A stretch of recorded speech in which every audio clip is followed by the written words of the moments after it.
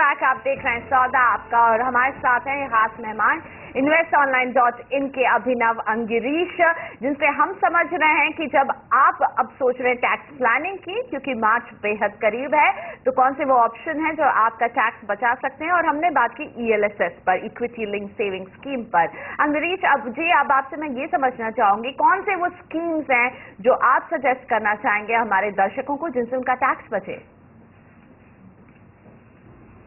प्रियंका, देखिए, हमने दो स्कीम्स शॉर्टलिस्ट करी हैं, not purely on performance. Of course performance अच्छा है इन स्कीम्स का, बट ऑन वेरियस पैरामीटर्स। मैं पैरामीटर्स पे टच अपॉइंट करूंगा।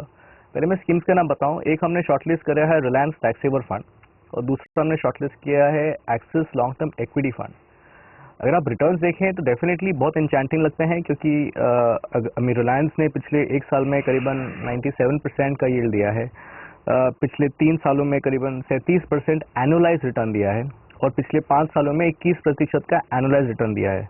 At the same time axis ने पिछले एक साल में 75% का रिटर्न दिया है, 3 सालों में करीबन 37% जस्ट लाइक रिलायंस, और पिछले 5 सालों में 25% का रिटर्न दिया है। मैं ये नहीं कह रहा हूँ कि आप इसे बेंचमार्क बनाएं, but the point is power of compounding and the power of equity, जो मैं आपको पिछले सेक्शन में समझा रहा था। दोनों स्कीम्स काफी बड़ी हैं साइज में, मतलब 3,500 करोड़ के आसपास की स्कीम्स हैं।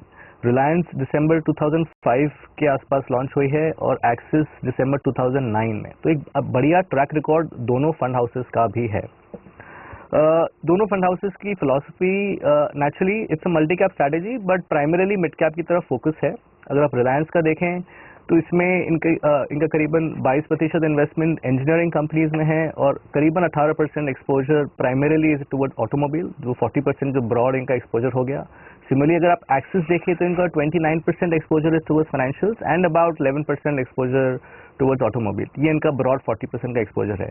Beside this fully diversified portfolios है दोनों, प्रैक्टिकली हर सेक्टर में इनका इन्वेस्टमेंट है। लॉजिक बीइंग कि जैसे मैंने आपको पहले भी बताया, अगर ELSS में इन्वेस्ट कर रहे हैं तो ये स्कीम्स लें रोबस्ट हैं। हमने इन पे मल्टीपल लेवल्स का रिसर्च भी किया है, हमने पॉइंट टू पॉइंट रिटर्न्स देखे हैं, इन्होंने खराब मार्केट में कैसा परफॉर्मेंस किया है और एक बढ़ते हुए मार्केट में कैसा परफॉर्मेंस किया है।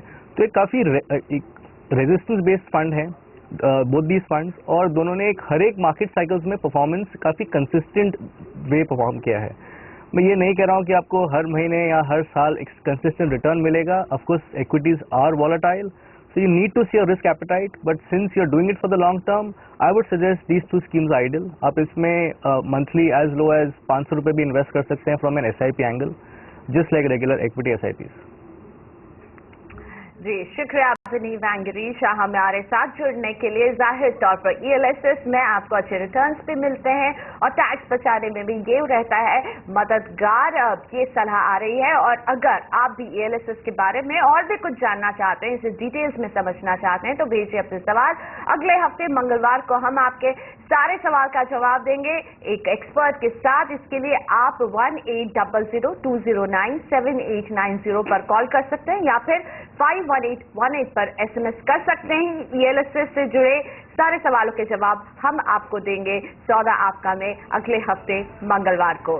तो सौदा आपका में आज इतना ही। ब्रेक के बाद हम हाजिर रहने वाले हैं कमोडिटी राउंड अप के साथ।